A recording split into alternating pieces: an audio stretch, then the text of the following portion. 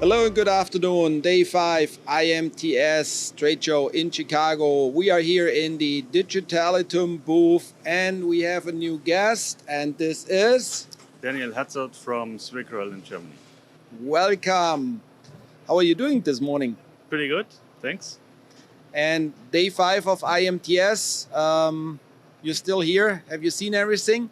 It's my day 3 today, Okay. and I just have been walking around for 25 kilometers the last day, so I pretty much seen maybe everything.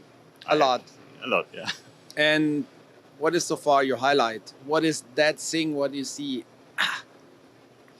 Don't know, because it's not my first time here at the Yeah. IMTS. It's my 5th time here, and it's always nice to be here because you see not the big things, not the big news, but you meet some people you know already, and this is good. And you see some new things like AR and IoT is coming with big steps. So this is interesting to see in the US. And is there any specific booth which has an extraordinary display where you say this was awesome? I won't pick anyone special. Like I saw that Fanuc booth was holding a Cadillac with Yeah. the biggest, largest robot, industrial robot. They are anytime they are doing something special, and I've seen some really awesome booth here right now. But it's I like to enjoy everything. Let's say. By the way, did you see Spot the robot dog from Boston Dynamics? Yeah, I've seen him walking through the aisles here. Yeah. Yeah, I seen him too. I seen Spot on many conferences and exhibitions already, and it's always good to see my favorite dog. Yeah.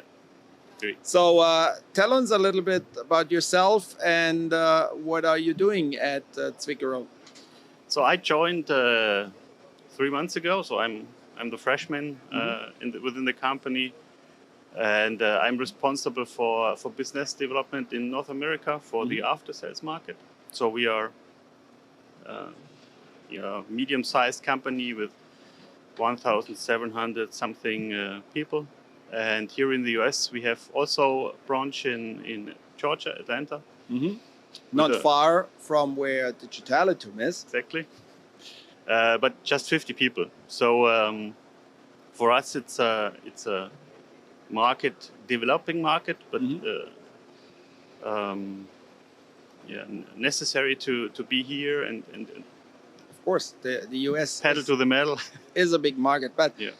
what is ZwickRoell doing? What type of machinery are you building, designing, selling? We are expert in universal testing machines. That's how it's called, but it's not universal. So it's usually every machine is a bit different because it depends on some criteria like norms or standards that are defined. And we are doing like tensile testing. We are doing testing for different materials, but also different stuff like medical, pharma. So just in general, it's a material testing machine. Material testing, and also like process testing. If you have a finished good, like some medical device, you can also test it. So a wide variety of different. Yes. So For how many? quality testing Yeah. and also process testing. And I assume they're all made in Germany, and then you sell them and install them and do the life cycle management in the US. Exactly.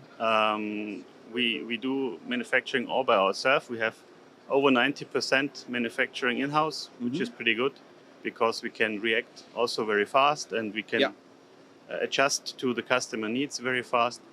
But also the aftermarket or after sales is pretty good business for us because we do the retrofit, the refurbishment of own machines as well as of other machines, different manufacturers.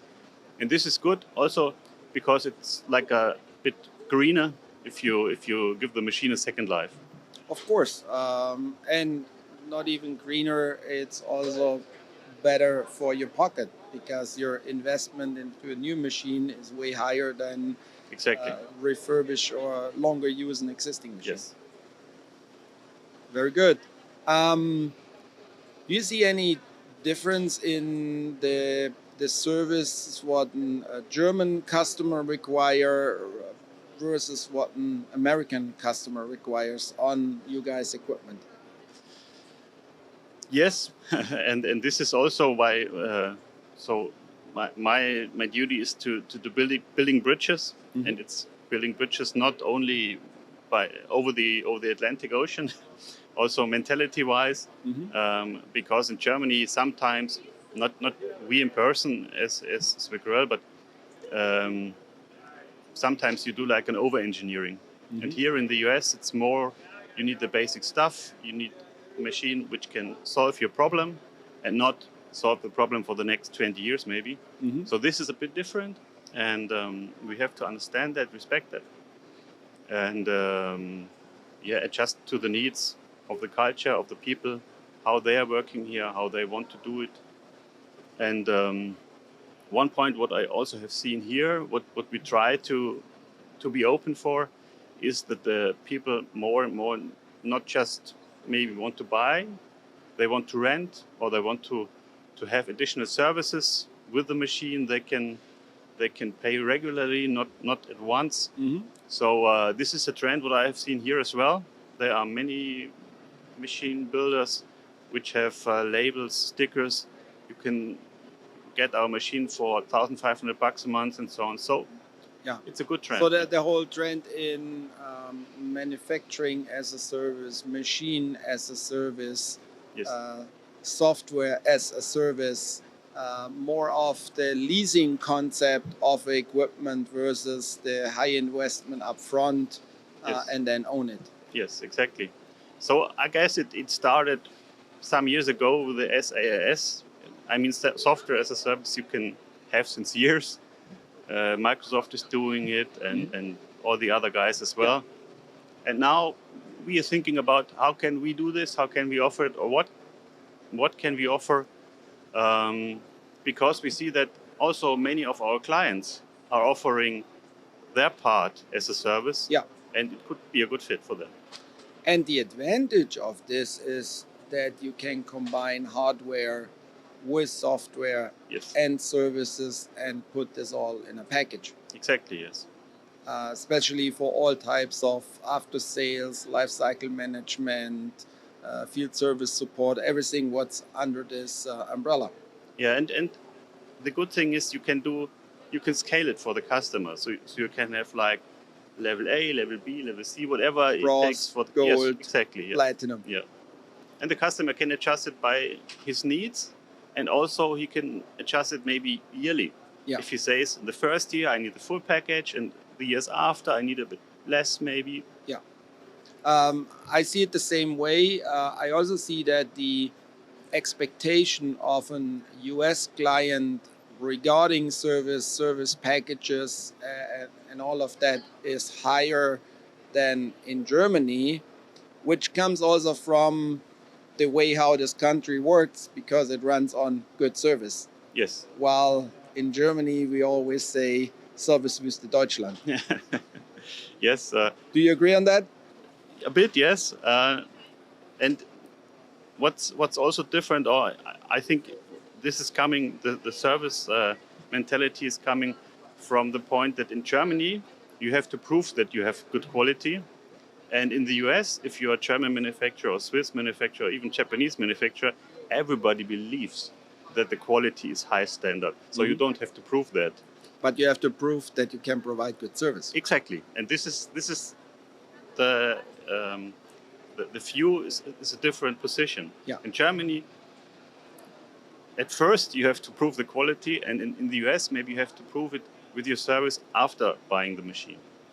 And what do you think are the challenges specifically for the German OEMs, machine builders, to provide good service to an American client? As this country is a little bigger than Germany, the distances are further away, and it's hard to cover this whole country. It is, yeah. So as said, we have around 50 people here, and maybe the half are technicians which are traveling. And here we do not have all the informations that we have in the German headquarters, because the tradition is much longer in Germany than here. So we have to be aware that we have to train our people here exactly the same level that we have it in Europe, for example. And that's not always easy. Finding the right people, keeping them or her. exactly, keeping them, and bringing good quality and good service at a reasonable time and a reasonable price to the customer. Are you guys utilizing any digitalization tools in the area of field service and lifecycle management already? Yes, we do. In Europe, we do already. Lifecycle management is a new topic for us. Digitalization is also not pretty new, but we're doing it since a while. And we want to improve here, and we want to get better. And topics like predictive maintenance is high-level priority for us in the after-sales market as well. To learn more about the customer, about their needs, about how they are working with our machines. And it's good for us to improve every day, and also to get closer to the customer. Exactly.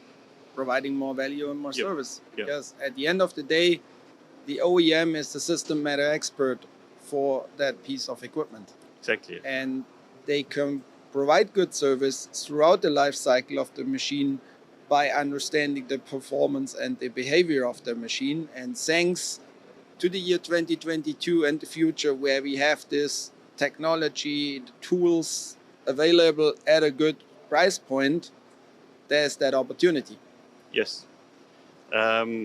We just have to find the right people to do it with, because we and are the right tools. And the right tools, because we are expert in building machines for the right needs, but we might not be experts in fields like IoT or AI or AR. That's where you bring other experts in, and actually you have to use this as a tools. And if I just compare it to your toolbox or your tool cart, when you go on a service or you build a machine, you have your different type of screwdrivers, your wrenches, your pliers, and every tool is for one specific thing. For example, with a flathead screwdriver, you only can open a flathead screw.